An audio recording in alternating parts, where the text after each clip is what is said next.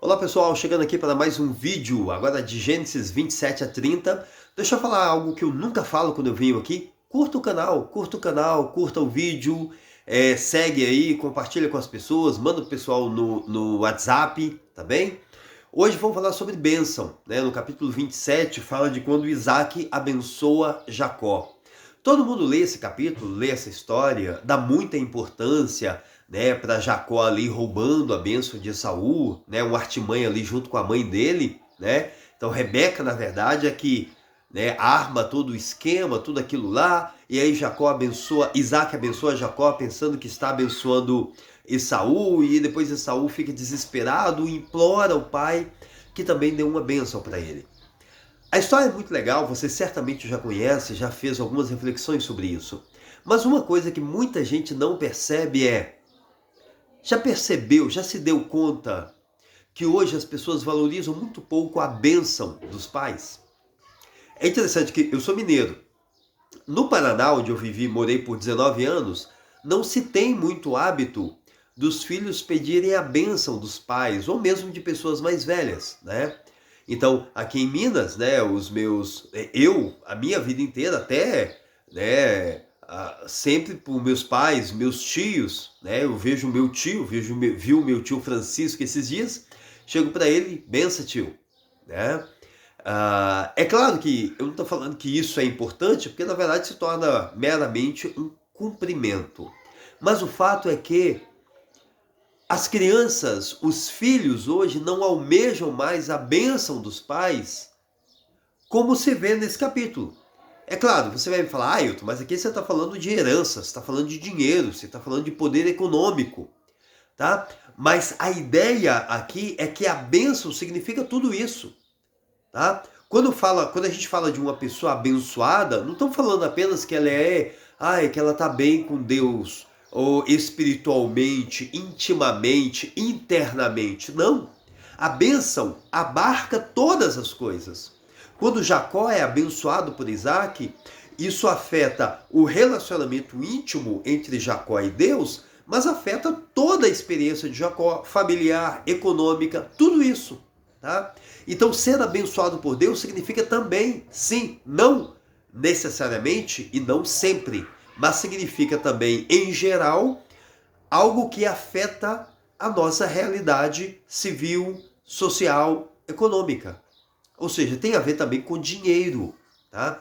Quando as pessoas percebem que Abraão e depois que Isaac e depois o próprio Jacó futuramente, as pessoas vão ver em Jacó um homem abençoado por Deus, isso tem também relação com o poder econômico que ele consegue, porque ele prospera de um modo diferente dos outros, de modo que as pessoas olham para ele e percebem só pode ser Deus, só pode ser Deus agindo na vida desse homem, tá?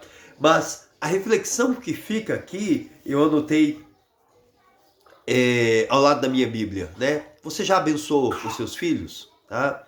Você, se é filho, né, se tem o seu pai vivo, privilégio que eu não tenho mais, você tem desejado a bênção dos seus pais, tá? Outra reflexão aqui interessante, fazendo uma oposição um paralelo entre Isaac e Abraão, é que lembra que Abraão, ao envelhecer, mas antes de ficar muito velho, ele toma a iniciativa de buscar uma mulher para Isaac. Abraão não espera chegar nos últimos dias. Isaac cometeu um erro. Isaac não imitou o pai dele. Às vezes eu leio esse texto, eu estava lendo esse texto e estava pensando, cara, por que Isaac esperou tanto? Por que Isaac esperou estar cego para fazer algo mas tão importante, que é a bênção do seu filho? Por quê? Porque não é apenas a bênção, é algo que tem a ver com a continuidade da história. Então, o recado que fica aqui é: não espere muito, não espere a hora derradeira para fazer aquilo que de fato importa. Beleza? A Beatriz está ali no berço.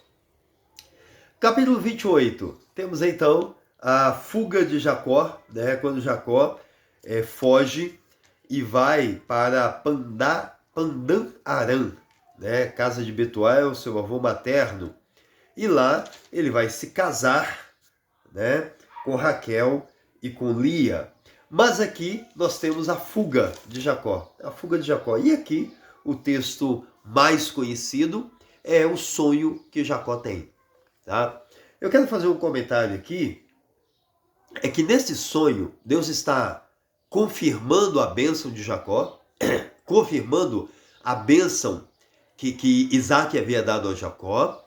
Deus está também confirmando as promessas feitas a Abraão e a Isaac, ou seja, deixando claro que Jacó é quem vai dar continuidade ao plano divino, tá? E está fazendo, na verdade, um pacto, né? Está dando uma revelação extraordinária, grandiosa a Jacó.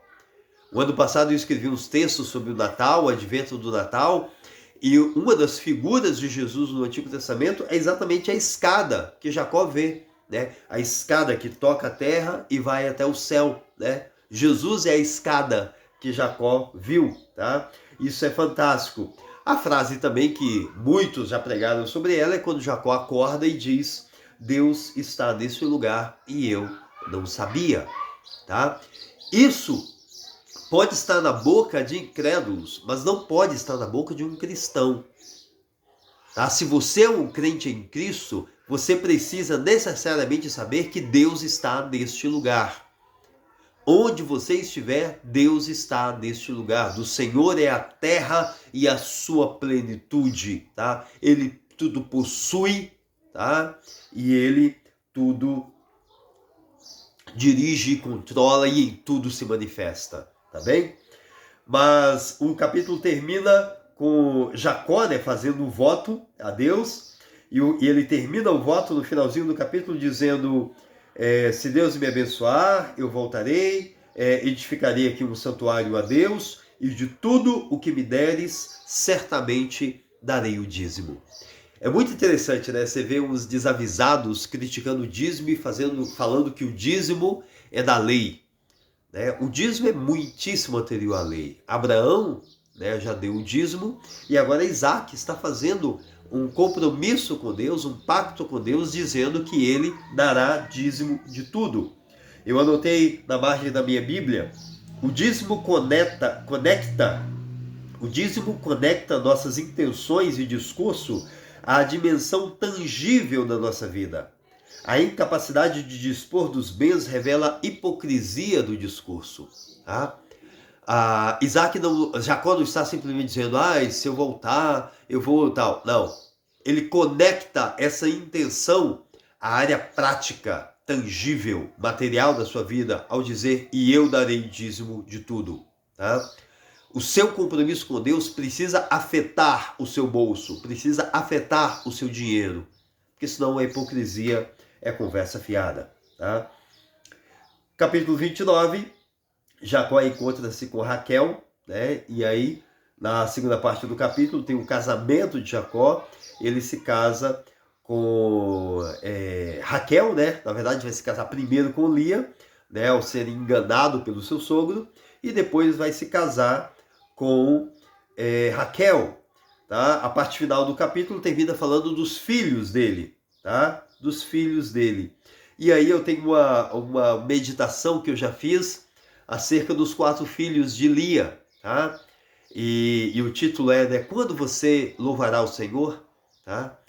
Porque Lia, a Bíblia diz que Deus viu que Lia era desprezada, porque Jacó amava Rebeca. Jacó foi enganado para se casar com Lia, ele não queria se casar com ela, né? Porque ele ama Raquel, mas ao ser trapaceado pelo seu sogro, ele se casa com Lia. Mas Lia é uma mulher desprezada. Por quê? Porque ela não tem o amor do seu marido. Ela não tem o carinho do seu marido. E a Bíblia diz então que Deus, ao ver que Lia era desprezada, deu a ela filhos. Tá? Deu a ela filhos. Mas é interessante que no primeiro, segundo e terceiro filhos dela, ela está apenas remoendo a sua frustração. Ela tem o primeiro filho e ela diz: agora certamente o meu marido me amará. Ela tem o segundo filho e diz algo semelhante. Ela tem o terceiro filho e diz: agora finalmente o meu marido se apegará a mim. Tá? Todas as bênçãos que Deus dá a ela, ela está simplesmente refletindo a sua frustração, a sua dor, a sua insatisfação.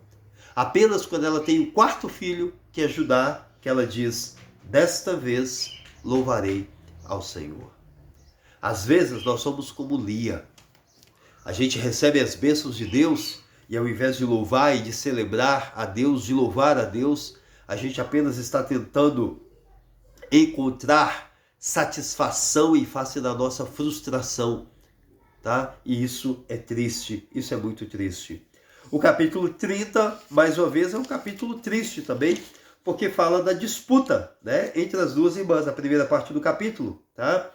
E na margem da minha Bíblia eu anotei que Spurgeon disse que se você não estiver satisfeito com o que tem, ainda que tivesse o dobro, estaria insatisfeito, continuaria insatisfeito.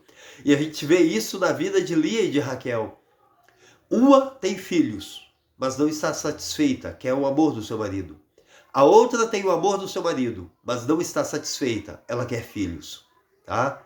E aí ela ganha um filho, mas ela quer outro. E ela ganha um filho e ela quer outro, tá? Depois de muitos anos, finalmente Raquel fica grávida e ela dá à luz a um filho. E ela, ao invés de louvar a Deus, de celebrar a Deus, de agradecer a Deus, de ficar feliz, de louvar a Deus, o que ela diz? Que o Senhor me acrescente ainda outro filho.